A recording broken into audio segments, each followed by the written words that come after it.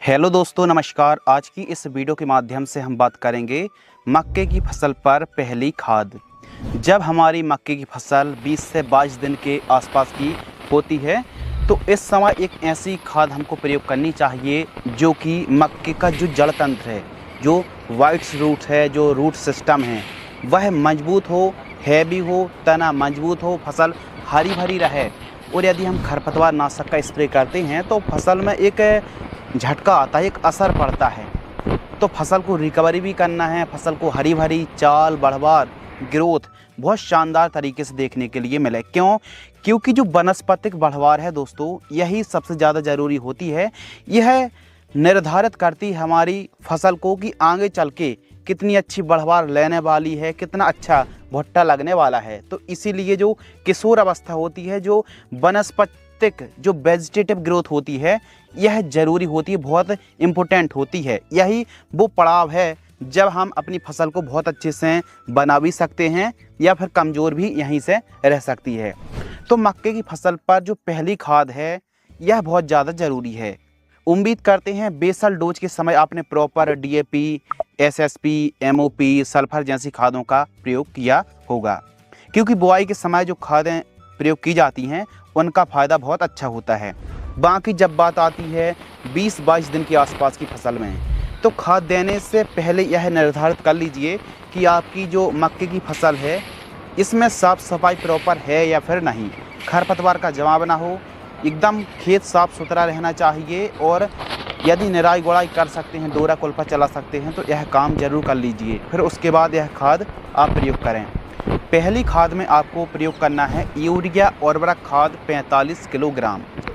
अब यदि आप 45 किलोग्राम खाद कब इस्तेमाल करना है, यदि दोस्तों आपको लग रहा है कि हमारी मक्के की फसल थोड़ा कमज़ोर है या फिर पीलापन की समस्या थोड़ा ज़्यादा है, कमज़ोर फसल है, तो फिर ऐसी कंडीशन पर 45 किलोग्राम यूरिया लें। और ठीक ठाक बढ़वार हो रही है तो फिर 30 किलोग्राम में भी काम चल जाएगा।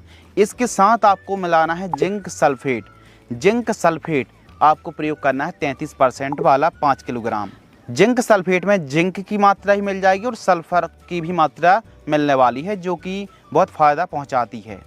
सागरिका दानेदार, अब किसी भी कंपनी का आप सीवीड एक्सट्रैक्ट, चाहो आप बायोवीटा का ले लीजिए, धानुका, सागरिका, बहुत सारी कंपनियां सीवीड देती हैं और यह हमारी फसलों पर बहुत अच्छा काम करती हैं। तो 10 किलोग्राम सीवीड का प्रयोग करना है और इसके साथ एक फंगीसाइड। ज़्यादा महंगी भी नहीं है, ज़्यादा खर्च भी नहीं आएगा, लेकिन जड़ों में लगने वाले फंगस से बहुत अच्छा काम मिलने वाला है। कहीं कहीं पर ज़्यादा बरसात हो जाने के कारण जड़ों में फंगस पनपने लगते हैं, तो इसके लिए आप एक काम कर सकते हैं कि रोगो फंगीसाइड थायोफेनेट मिथाइल जो 70% में आती है, 200 ग्राम आपको लेना है। इन्हीं खादों के साथ ठीक तरीके से मिला लीजिए और जड़ों से लगभग 4 से 5 इंच दूर दे करके आप सिंचाई कर दीजिए, या फिर बरसात हो जाती है तो फिर ठीक ठाक है। बाकी आप फर्स्ट खाद के साथ इन खादों का मिला करके कॉम्बिनेशन का प्रयोग करेंगे तो रिजल्ट अच्छे मिलेंगे, बढ़वार चाल बहुत अच्छी देखने के लिए मिलेंगी। इससे हमारी फसल पर जो बढ़वार है वो शानदार के साथ साथ जड़ों का विकास अच्छा होगा। 1 एकड़ का खर्च 1200 से 1400 रुपये के आसपास आएगा।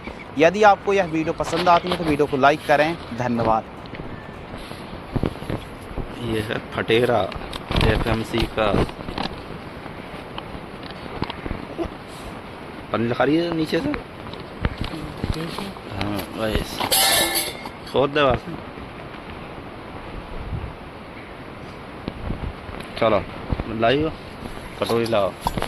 ये मेरा जहर है, खाए मत लियो।